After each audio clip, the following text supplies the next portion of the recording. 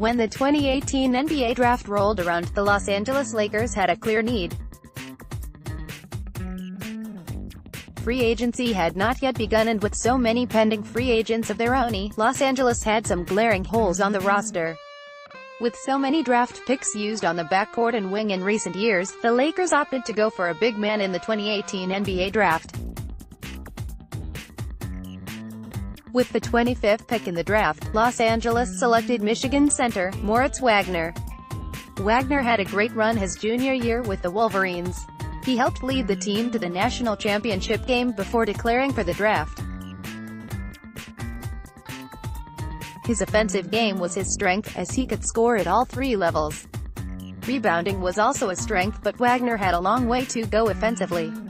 Fast forward to free agency, and the Lakers roster underwent an overhaul. JaVale McGee was signed, taking over the starting center spot. Ivica Zubac was still on the roster, and Tyson Chandler was signed after being bought out by the Phoenix Suns. More from Lake Show Life. Given the depth at center and an injury, Wagner fell down the depth chart. With LeBron James on the roster, the plan of action changed for the organization. The Lakers became a win-now team, not having time to develop more draft picks. Knowing what we know now, it shouldn't come as a surprise that in Bleacher Report's redraft, the Lakers went in a different direction.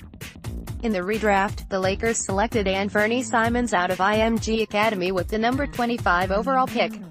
Wagner ended up going 2 picks later to the Boston Celtics. Here's what Bleacher Report had to say about the new draft selection. Simons needs time in the G League, which he's not getting since Portland doesn't have an affiliate. The Lakers would take him here after looking through the long-term projection lens that approves his athleticism, ball handling skill and shot making. Having an affiliated G League team is definitely an advantage for the Lakers.